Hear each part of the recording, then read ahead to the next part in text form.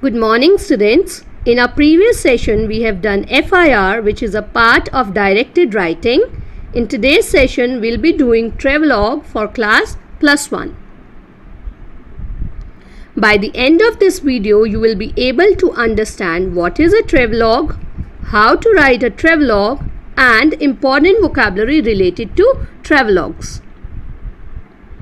Now, what is the purpose of writing a travelogue, or why are the travelogues written?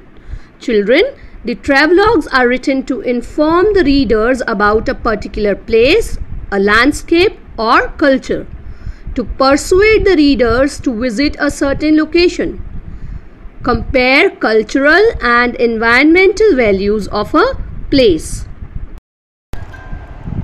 So children, why do you think are the travelogues important? Suppose if somebody plans to enjoy his vacation to a certain place, he needs to know whether the time he has chosen is suitable to visit that place, or if he goes at a certain place, what all can he visit there, or what can he do for his recreation there, and most importantly, where he would stay and how he would reach that place. This is where travelogue comes to help that person so that he can decide where he can enjoy his vacation. Now, like other reports, there are some important points to be kept in mind while writing a travelogue. No personal pronoun shall be used, and general assessment of a place should be given. That means you are not to use any personal pronoun like I or we, and you cannot say that I have visited so and so place and I saw so and so, or you have to say one can see this or one may do this. That means I and we pronouns are not to be used. Now let us read the outline of this travelogue as it is a guided composition. Kerala, the land of God, its climatic condition, major tourist attractions, the land of Ayurveda, best time to visit, accommodation and connectivity. Now let us discuss the first point, that is God's own land, Kerala. Kerala, known as God's own country, is among the most popular tourist spots in India. Huge number of tourists from across the globe means from everywhere, all around the world, visit Kerala. Serene beaches. What is the meaning of serene, children? Serene means calm, quiet and clear. So serene beaches, composed climate, lush green hill stations, beautiful stretches of backwaters and exotic wildlife. What do you mean by exotic, children? Exotic means exciting and unusual. So exotic wildlife are the most sought after attractions in Kerala. What is the meaning of sought after, children? It means very popular attractions in Kerala. Kerala is home to some of the most wonderful and serene waterways. Again, what is the meaning of serene, children? Calm waterways. Estuaries. What are estuaries? Estuaries are the wide mouth of river at the point where it meets the sea. Lakes, canals and rivers, etc.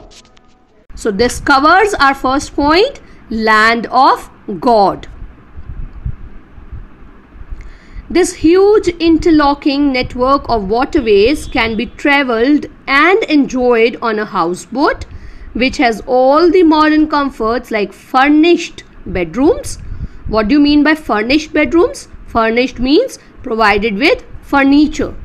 Furnished bedrooms, modern toilets, a kitchen and a balcony for angling. So what is angling, children? Angling means catching fish. So some of the famous backwaters are at Kollam, Alleppey, Kozhikode, Cochin and Kasaragod. So these are the places that are major tourist attractions. So in these two paragraphs, children, we have covered almost 2 points, that is Kerala, God's own land, its climatic condition, right? Now Kerala houses a number of beautiful hill stations like Munnar, Ranipuram, Devikulam, Ponmudi, Idukki, to name a few. Kerala has a number of beaches at Chennai, Bekal, Kappad, Kovalam, Dharmadham, Fort Kochi, Bepur and Alappuzha. So these are also the major tourist attractions. Now see children, when you're talking about tourist attractions, you may say Kerala boasts of all these places. You may name the places and you may use the phrase Kerala boasts of, right? And then you can name the major tourist attractions. Or you may also say that the city is a blend of culture and heritage, and then you can name the places. So Kerala wildlife sanctuaries. What are wildlife sanctuaries, children? Sanctuaries are the places where birds and animals are protected by law.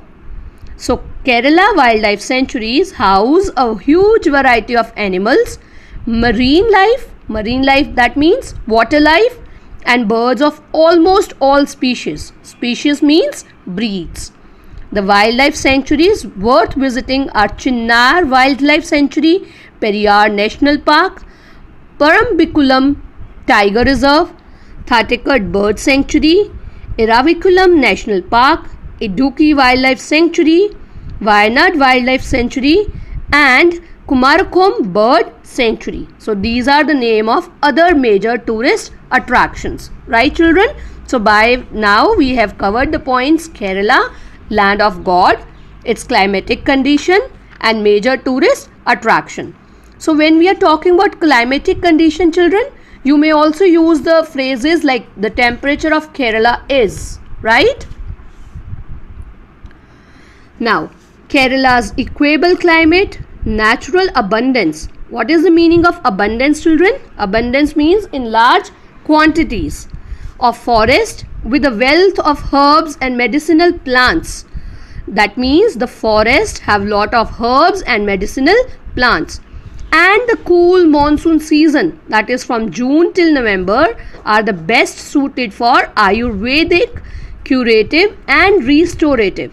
What is the meaning of curative? Curative means power to cure and restorative means power to bring someone back to normal situation. So the forest, which are a wealth of herbs and medicinal plants, and also the monsoon season are best suited for Ayurved's curative and restorative packages. So this covers our next point, that is land of Ayurveda. Okay children? In fact, today Kerala is the only state in India which practices this system of medicine. Which system of medicine? We have already discussed Ayurveda, right? With absolute dedication. Now what is the meaning of dedication, children? It means giving oneself up completely to the work that one is doing. The next point is the best time to visit. So October to March is the best time to visit Kerala, right children? Now our next point is accommodation. Accommodation, children, it means a place where a person can stay, like hotels, resorts, inns, etc. So all kind of hotels and resorts equipped with latest amenities. What are amenities? Amenities are facilities, are available in Kerala. You may also say that all 3 stars, 4 stars and 5-star hotels and resorts are also available in Kerala. Then our next point is connectivity. So connectivity, children, it is very necessary because you have to tell the readers how they can reach at a particular place. So Kerala is well connected by roads, by railways and by air. One can reach Kerala from almost all parts of the country, for it has got good rail connectivity and 200 railway stations. Besides, it can be reached by air.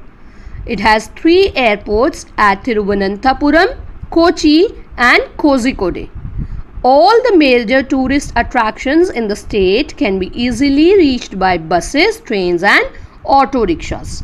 Now children, you may add other relevant points as well.